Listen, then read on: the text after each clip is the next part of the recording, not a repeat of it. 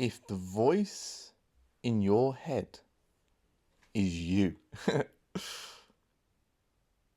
then who's the one listening to it?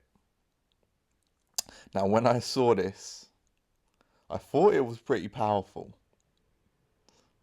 But where did that thought come from to think it was powerful? Don't worry, the genie's here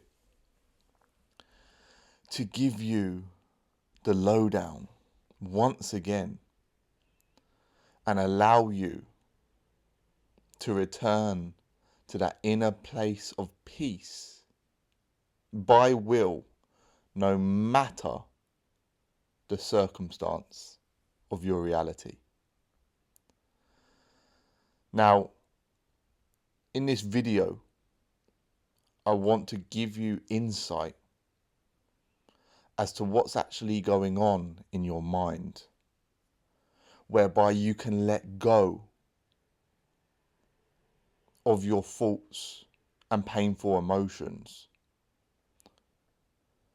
so that you can live with peace and clarity and allow the deepest core of your being express itself in its full potential, which is raw power, which is infinite incapacity, in potentiality, and corresponding with that is overflowing joy, happiness, and love. Now, if you haven't watched my previous video on how to overcome fear and anxiety, that will be a great place to start, because we go into depth about your perception, your thoughts and emotions. But I want to elaborate on this video deeper now and take you into an analogy which I have actually used in one of my first ever videos on this channel in this. But I want to go deeper into this analogy today to give you absolute power over your entire being. So, this is you. Now, when I say this is you, don't think of yourself as a body, but know yourself to be an infinite, formless presence, which is the witness of everything going on in your reality. Now, the key act that you can undertake to begin to understand the thoughts that are flying through your mind and the corresponding emotions which give energy to them is the act of meditation.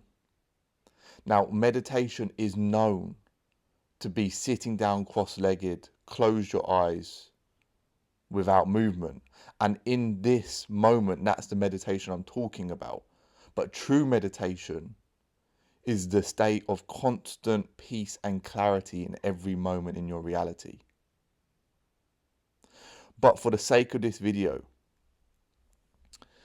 we're going to talk about the sitting down cross-legged meditation. So this is you. And you are the witness. You are the infinite formless presence. And in this analogy, you are standing as a bystander, and in front of you is a motorway. And this motorway is filled with cars flying past constantly. Everywhere there are cars. Now, obviously, I cannot possibly draw enough rectangles here without this video being incredibly long. But what I want you to imagine is there are just cars flying by everywhere.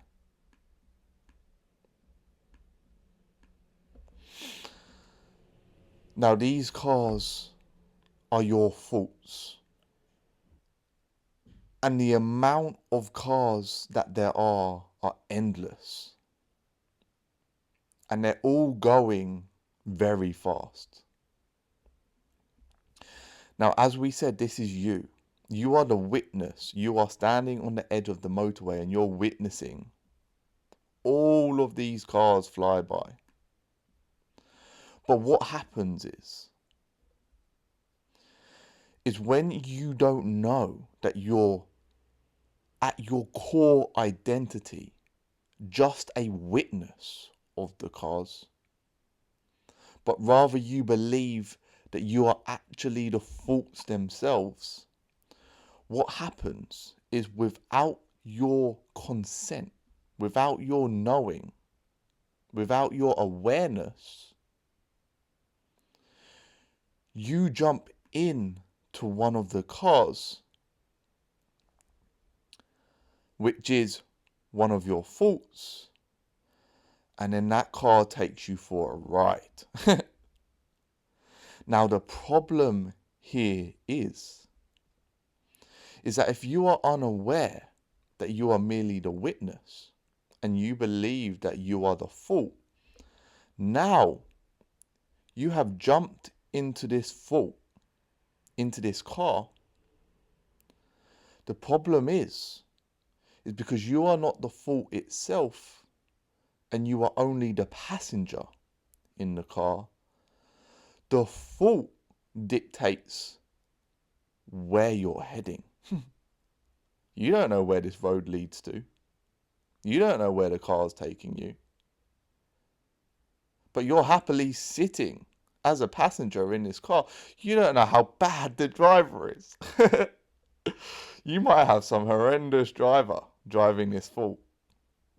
And you're sitting there just totally content that you're in a car with a driver who doesn't even have a driving license. They've never learned how to drive a car. So you're sitting there in this car, and this car's, believe it or not, heading for the edge of a cliff. And this cliff, which comes at the end of the road, is a steep one. But you don't want to go off the cliff. Why would you want to sabotage yourself? Now, what's important to note is at every moment, you have the opportunity to just jump out the car. But rather, you choose to continue to sit in the car as a passenger and let this train of thought drive you off this cliff. Now, imagine that this cliff, as you fall off this cliff, it is filled with fear. It is filled with guilt. It is filled with anger. It is filled with depression. It is filled with shame. All of your lower emotions. And you fall into this pool of pain and suffering.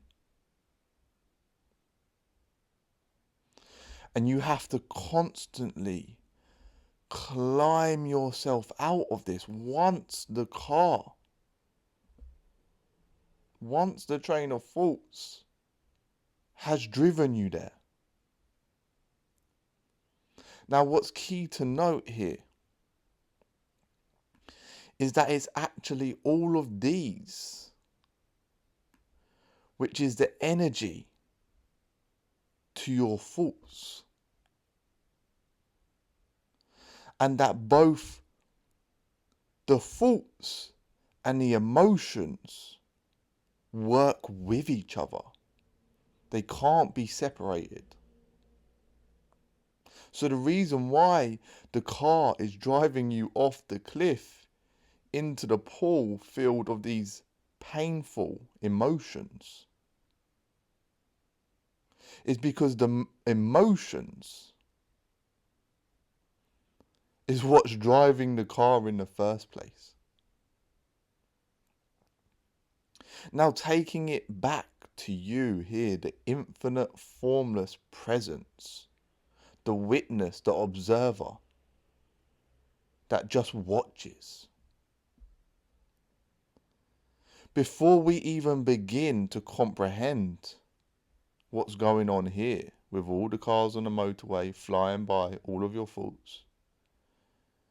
When I said before that you have the opportunity to just jump out,